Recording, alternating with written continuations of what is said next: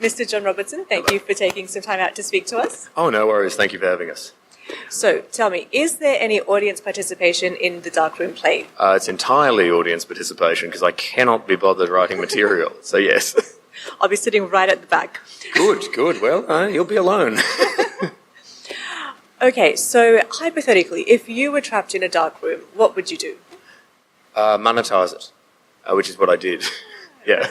Clever man. Well, yeah. I mean, also, I'd failed to escape. You know, it's almost like the show's sort of an expression of my own innermost anxieties. Except it isn't, because I found that on tour with other comedians, they have a tendency to do things like when I'm in the toilet, they turn off all the lights and be like, "You're weak to find yourself in a dark room," but a swift kick to the balls, which is you know, that's the thing. I can find male genitals in any light setting, so you know. Is that how you escape the dark room? A swift kick to the balls?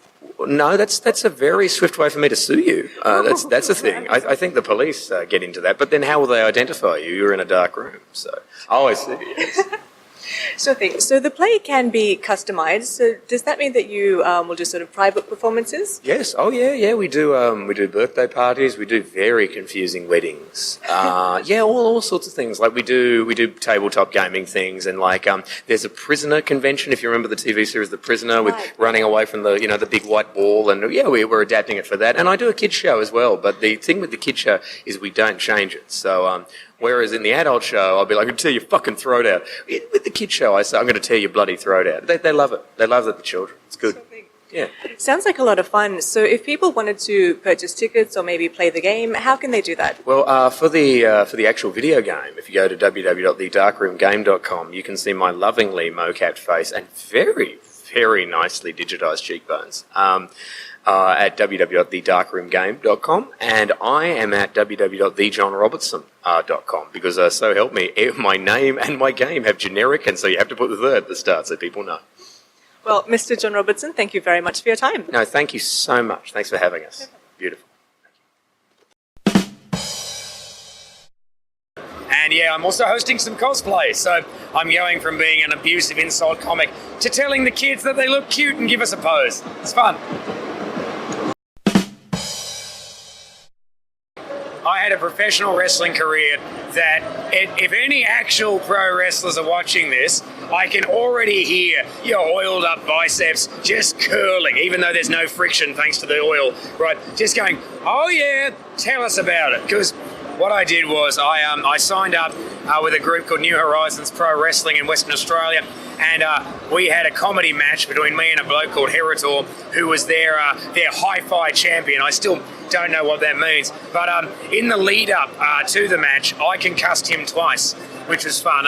He came and heckled at a comedy night to promote the show, ran on stage, and my then bodyguard, a big wrestler called Mattel Pache, came out, and we just beat the shit out of him, and we split his head open with his own title belt, which meant that the people who were just there for comedy, a spray of blood hit like 3 girls who were in the front row, and comedy was over for the rest of the night. But I'm told that while the violence was deeply inappropriate for the stand-up night, as a wrestler, I was very funny. I had a move called the Occupational Health and Safety Splash, where it looks like you're about to do a really dangerous dive through the ropes, but you stop and you just go, "Unsafe!" And then you go through the ropes and you just jump down and hit them with one hand. It's all very cute.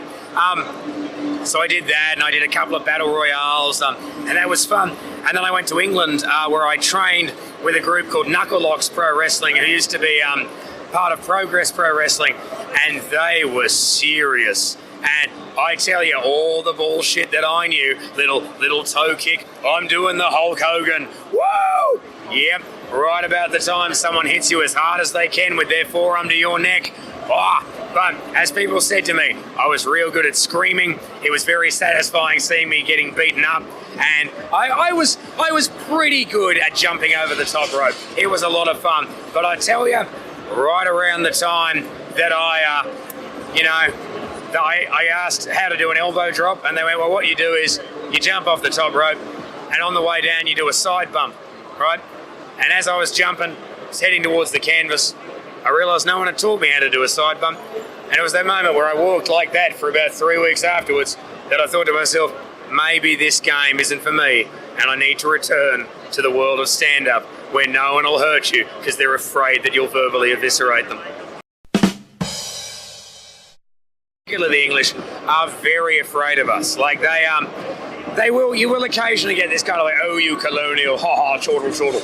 But they recognise that we are, their convicts. We are the children of their greatest criminals. And we're broad and we swear and we say what's on our minds. And they find that endearing and deeply threatening. It's great there. Tell you what, if you are thinking of moving to the UK, buy a lamp come winter time, because you're going to get depressed because the sun goes down and you'll have never experienced it in your life. Also, it rains. You're Australian. You think you know what that is. You don't know. And my advice to any Australian going to the UK is go to Scotland, because they understand us on some intrinsic, natural level. And that's useful because you will not understand a fucking word the first time you're there.